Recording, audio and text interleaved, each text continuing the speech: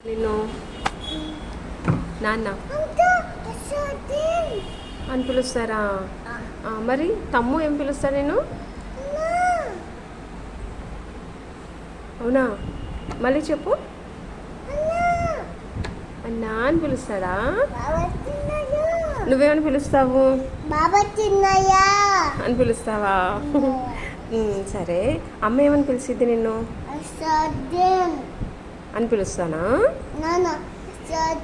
అని పిలుస్తారు నాన్న. ఇద్దరు